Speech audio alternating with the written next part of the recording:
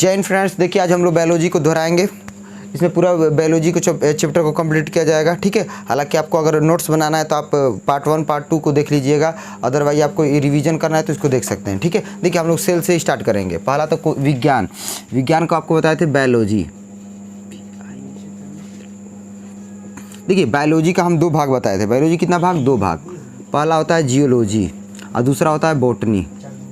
Geology के जनक होते हैं अरस्तु और बॉटनी के जनक थियोप्रेस्टस, ठीक। यहाँ तक क्लियर। आगे हम बढ़ते हैं। अब हम लोग बायोलॉजी के अंतर्गत पढ़ेंगे सबसे जो मुख्य भाग होता है cell. Cell what is cell? Cell क्या है? सेल एक तरह की कोशिका है। जो सेल होता है शरीर की मौलिक इकाई है। शरीर की क्या है? मौलिक इकाई है। अब हम लोग सेल के बारे में पढ़ेंगे। चलिए आगे हम बढ़ते हैं। देखिए सेल क्या है? सेल यानी कोशिका। पहले हम समझेंगे कि कोशिका होती कितनी प्रकार की है, ठीक है। हालांकि आप इसको ध्यान समझिएगा। कोशिका 2 तरह की होती है सेल। पहला होता है यूकैरियोटिक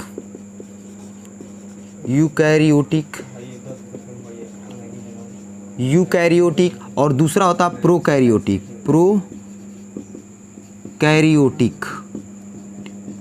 देखिए कोशिका हमारे शरीर में 2 तरह की होती है, ठीक है। कोशिका का 2 भाग होता है। सेल के कितना भाग? 2 भाग। कितना भाग? 2 भाग। पहला होता है यूकैरियोटिक और प्रोकैरियोटिक। देखिए इस सबसे लोगों को कन्फ्यूजन होता है कि सर याद कैसे करें हम, कन्फ्यूजन हो जाता है कि यूकैरियोटिक प्रोकैरियोटिक कुछ समझ में आया। थोड़ा याद करने का ट्रिक होता है। देखिए हम आपसे हमसे पूछे, हम ट्रिक आपको बताएं। देखिए ध्यान से। यू से क्या होता है? तुम। यू मतलब क्या होता है? तुम। यूकैरियोटिक में याद रखिएगा यू जैसे आप लोग बैठे हो ना तो यू हो गया। आप लोग देख रहे हो तो यू मतलब तुम, यानी यू से याद रखिएगा इसमें मानव। इसका ये जो होता है मानव। यूकैरियोटिक किससे बनता है? मानव यानी एनिमल। और प्रोकैरियोटिक में सूक्ष्म जीव बनते हैं साहब, सूक्ष्म जीव। आया क्लियर? तो अब समझ में आ गया ना कि यूकैरियोटिक में हम लोग मानव आ जाते हैं, पूरा एनिमल्स आ जाते हैं, और प्रोकैरियोटिक में कौन आता है? तो सूक्ष्म केवल जीव आते हैं, सूक्ष्म जीव आते हैं। चलिए हम आगे बढ़ते हैं अब, ठीक है। अब देखिए हम आगे बढ़ेंगे, सेल के अंदर पढ़ेंगे, ठीक है। चलिए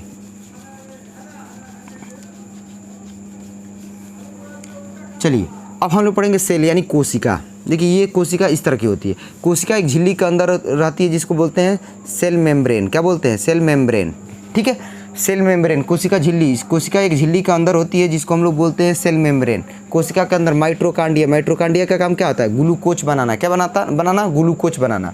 माइटोकॉन्ड्रिया का आंतरिक दीवारों को क्या कहते हैं? क्रिस्टी। क्या कहते हैं? क्रिस्टी। इसमें क्या चलती है? क्रेब साइकिल चलती है। इसमें कितने एटीपी मिलकर के एक ग्लूकोज का निर्माण करते हैं? 38 एटीपी मिलकर के एक ग्लूकोज बनाते हैं। एक ग्लूकोज में 3.4 कैलोरी ऊर्जा मिलता है, ठीक है। और एक इंसान को दिन भर वर्क करने के लिए कितना? 2500 कैलोरी ऊर्जा होना चाहिए। 4 गो अखरोट खा लेंगे तो दिन भर की भरपाई करता है। अखरोट बहुत ही ऊर्जावान होता है, ठीक है। उसमें बहुत ज़्यादा एथी होता है। अब चलिए आगे हम बढ़ते हैं। देखिए अब हम इसमें क्रेब साइकिल चलती है। इसको हम लोग क्या बोलते हैं? क्रेब साइकिल बोलते हैं। इसको क्रिप नामक वैज्ञानिक हो जाता है, ठीक है। चलिए तो माइटोकॉन्ड्रिया का काम ग्लूकोज बनाना। सेंट्रोसोम, कोशिका विभाजन। ये शरीर में क्या करता है? नई कोशिका को, कहीं की कोशिकाएं मर जाती हैं, खत्म हो जाती हैं, कहीं कट पिट जाता है, तो नए कोशिका बनाने की जिम्मेवारी किसका होता है? रिस्पॉन्सिबिलिटी कोशिका विभाजन यानी सेंट्रोसोम। अब देखिए गोल्जी बॉडी का काम होता है परिवहन का, ऊर्जा एक जगह से दूसरे जगह ऊर्जा ले जाने का काम होता है, ठीक है। वैक्यूल का काम क्या होता है? पानी को स्टोर करना। यही वैक्यूल पेड़ पौधों में बहुत बड़ा होता है। देखिए पेड़ पौधों को हम बार बार पानी नहीं देते हैं। क्यों? क्योंकि उन लोगों में वैक्यूल होता है बहुत बड़ा होता है, रसधानी बोलते हैं, जिसमें पानी को एक बार स्टोर कर लेंगे, बहुत युग तक उनको पानी की ज़रूरत नहीं है। हम लोगों को तो बार बार पानी की ज़रूरत पड़ती है। अब चलिए तो वैक्यूल का लाइसोसोम क्या काम करता है? सफाई का काम करता है। कहीं की कोशिकाएं मर जाती है, उनको इसमें जल अपघटक एंजाइम होता है, सबको मार के ख़त्म कर देता है। अब देखिए एंडोप्लाज्मा रेटिकुलम कंकाल का काम करता है। ये क्या करता है? कंकाल का। ये 2 तरह का होता है। पहला उसमें पाया गया स्मूथ और नीचे पाया गया रफ, तो इसको इंग्लिश में ER बोलते हैं, एंडोप्लाज्मा रेटिकुलम, ठीक है। तो जो स्मूथ है उसमें वासा पाया गया। क्या पाया गया? वासा। ये एक तरह का फैट बनाता है। और नीचे पाया गया तो राइबोसोम। क्या पाएगा? राइबोसोम। यह प्रोटीन बनाता है। तो 2 तरह का प्रोटीन बनाता है, 70S और 80S। कितना प्रोटीन बनाता है? 70S। 70S सूक्ष्म वायरस के लिए ज़रूरी है, हम लोग के लिए 80S। हम लोगों में 80S, मेल के लिए 80S और फीमेल के लिए आप बताइएगा कमेंट करके, ठीक है। चलिए तो इंसानों में लगता है तो आप कमेंट करके बताइएगा कि 70S किस में लगता है, प्रोटीन कौन लेता है, और 80S।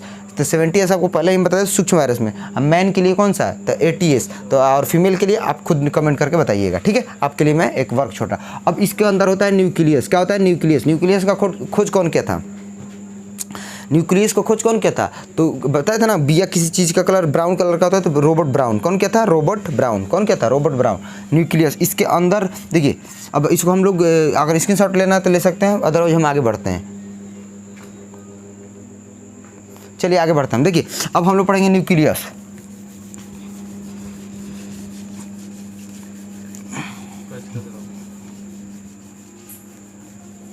न्यूक्लियस अब हम लोग का पढ़ेंगे। एक कोशिका के अंदर बताए थे माइटोकॉन्ड्रिया, ग्लूकोज बनाना, सेंट्रोस गोल्जी बॉडी ऊर्जा का परिवहन, सेंट्रोसोम कोशिका विभाजन, वैक्यूल पानी को स्टोर करना, लाइसोसोम क्या करता है? उसमें सफाई का काम करता है। अब इसके अंदर एक भरा होता है केंद्रक, यही सबको समझाता है। एंडोप्लाज्मा रेटिकुलम अभी बता रहे थे, दो तरह का दो तरह का होता है। एक होता है रफ जो आशा बनाता है स्मूथ, और यहाँ पे राइबोसोम पाया जाता है। यह दो तरह का प्रोटीन बनाता है, एक 70S और एक बनाता है 80S। यहाँ तक अभी समझाए थे आपको, ठीक है, रिवाइज करते रहिए, ठीक है, आगे बढ़िए। अब इसके अंदर एक चीज़ भरा होता है जिसका लिक्विड कहते हैं, इसको हम लोग बोलते हैं कोशिका द्रव। क्या बोलते हैं इसको? कोशिका द्रव। देखिए इसको क्यों अंदर इसमें भरा जाता है? कभी आप देखिएगा, कभी भी आप फ्रिज वगैरह कूलर वगैरह खरीदने जाएंगे तो उसमें एक दिया रहता है क्योंकि इधर उधर पचक कोचक ना जाए। ऐसे ही हमारी कोशिकाएं इधर से उधर माइटोकॉन्ड्रिया गोल्जी बॉडी से न लड़ जाए, माइटोकॉन्ड्रिया गोल्जी बॉडी सेंट्रोसोम या आपस में लड़ ना जाए, इसके लिए एक द्रव भर दिया जाता है जिसको हम लोग बोलते हैं कोशिका द्रव। इसको हम लोग बोलते हैं, देखिए इसको हेक्सेले नामक वैज्ञानिक ने बताया कि ये जीवन का आधार है। अगर इसमें ये जो पनिया है ना, इसमें 1% की कमी होगी ना आपको, इसमें 1% तो प्यास लगता है। क्या लगता है? प्यास। अगर 3% की कमी तो आपको डायरिया, बहुत सारी बीमारी हो जाती है, ठीक है। अगर 10% की अगर शरीर में कमी हो गई तो आप मर गए, वो इंसान मर जाता है, ठीक है। तो इसमें ही कमी हो जाती है तो इंसान का क्या होता है? डेथ हो जाता है। चलिए आगे हम बढ़ते हैं। तो अब आ गया केंद्रक। केंद्रक का खोज कौन किया था? तो रॉबर्ट ब्राउन। कौन किया था? Robert brown. देखिए केंद्रक का जो खोज हुआ था तो उसमें से केंद्रक को जब जूम किया गया तो केंद्रक से एक चीज़ निकला। चलिए आगे इसको हम रेज कर दें तब समझा जाए केंद्रक के बारे में। देखिए अब आ गया केंद्रक जिसको न्यूक्लियस बोलते हैं। तो इसमें पाया गया डीएनए। डीएनए का फुल फॉर्म होता है डीऑक्सीराइबोन्यूक्लिक एसिड, ठीक है। तो डीएनए को जब इसमें से कोई देखा तो उसको देखा तो ये देखा कि इसका अंदरवा क्या है, तो ऐसे एक पाया गया, जैसे पिलास जैसा देखा तो उसका अंदरवा पिलास जैसा मिला, तो इसी को नाम है क्रोमोजोम। इसी का नाम क्या है? क्रोमोजोम।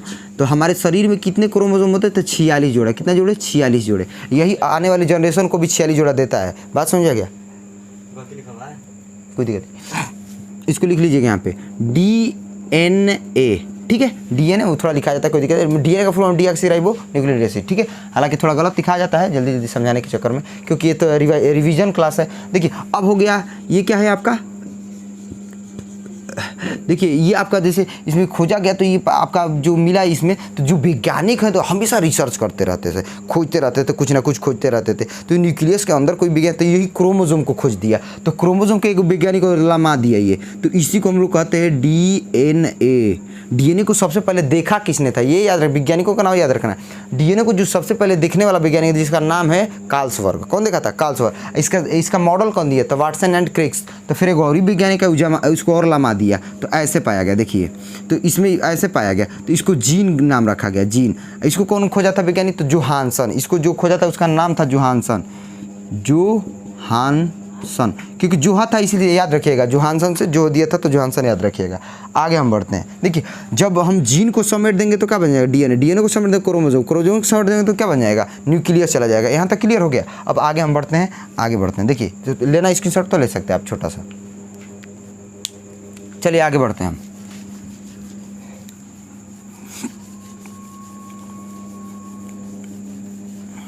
देखिए एक आपको हम बात समझा रहे हैं। देखिए अब हम लोग पढ़ेंगे कोशिका विभाजन कितनी तरह से होता है। कोशिका विभाजन, सेल डिवीजन। कोशिका विभाजन, देखिए कोशिका विभाजन 3 कैटेगरी होता है। पहला होता है असूत्री, दूसरा होता है समसूत्री, तीसरा होता है अर्धसूत्री। 3 आपको बताए थे, ध्यान रखिएगा। आपको अगर नोट्स बनाना है, उतारना है तो पार्ट 1 पार्ट 2 को देख लीजिएगा, ठीक है। कोशिका विभाजन कितने तरह से होता है? तो 2 तरह से होता है, 3 तरह से होता है। कितना तरह से? 3 तरह से। पहला असूत्री, दूसरा होता है समसूत्री और तीसरा होता है अर्धसूत्री। तो देखिए समसूत्री जो असूत्री होता है एक छोटे वायरस में होता है, सूक्ष्म जीवाणु बैक्टीरिया कवक ये सब में होता है। अब देखिए जो समसूत्री होता है ये हम लोग का कटा फिटा होता है, इसकी भरपाई होता है। तो अब इसमें कैसे होता है? पहला होता है एनाफेज, इंटरफेज, दूसरा होता है टेलाफेज, इंटरफेज के बाद मेटाफेज,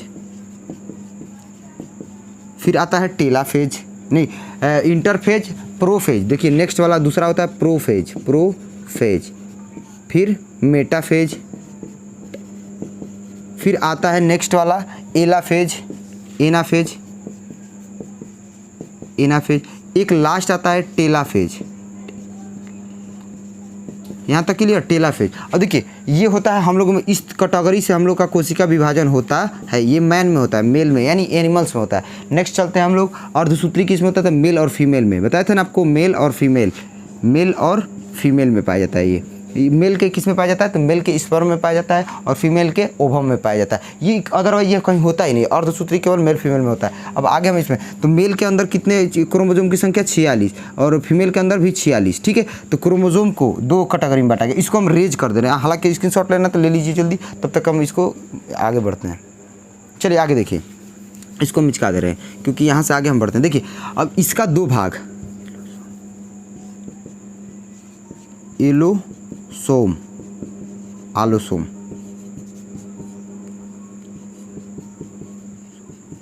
देखिए जब हम लोगों में एलोसोम आलोसोम होता है तो इन लोगों में भी होता है एलोसोम और आलोसोम। एल लिख दे रहे हैं, ठीक है, आसानी से समझने के लिए। तो इसमें जो होता है 44 होता है, इन लोगों में भी होता है 44, और इनमें 2 होता है और इनमें भी 2 होता है। समझिए, तो जो 44 एलोसोम है यही शरीर का निर्माण करता है, यही शरीर बनाता है कि बाबू जैसे 2 लड़का का 2 हाथ होना चाहिए तो अगले जनरेशन को भी 2 हाथ होना चाहिए। 2 पैर हमारा भी है तो उसका भी 2 पैर होना चाहिए। यही दर्शाता है, क्योंकि 46 जोड़ा क्रोमोसोम होता है। अब देखिए ये लिंग को निर्धारित करता है, ये लिंग को निर्धारित करता है कि लड़का होगा जेंडर होता है। हम पुरुष में क्या पता है? एक्स और वाई पाया जाता है, और महिला में क्या होता है? एक्स एक्स पाया जाता है। तो आपको कल ही बताते हैं एक्स एक्स मिलेगा तो क्या होगी? लड़की, और एक्स वाई मिल जाएगा तो लड़का होगा। ठीक है, यहाँ तक क्लियर बता देते। तब तक एक छोटा सा स्क्रीनशॉट लीजिए, आगे हम बढ़ते हैं। चलिए अब हम आगे बढ़ते हैं। देखिए आगे हम लोग पढ़ेंगे टिश्यूज यानी उत्तक। इसमें पूरा सेल चैप्टर को कंप्लीट किया गया। अगर आपको कहीं डाउट हो रहा है, कहीं दिक्कत हो रहा है, तो आप कमेंट करके क्वेश्चन को पूछ सकते हैं। ठीक है, अब लोग अगला जो चैप्टर पार्ट लेकर आएंगे जो, उसमें हम लोग टिश्यूज यानी उत्तक के बारे में पढ़ेंगे। हालांकि कुछ बातें को समझा दे रहे हैं कि अगला क्लासों में समझने के लिए आसानी रहेगा। चलिए देखिए कुछ बातों को समझा दे रहे हैं, इसके तब तक रेज कर दे रहे हैं। आगे बढ़ते हैं हम। देखिए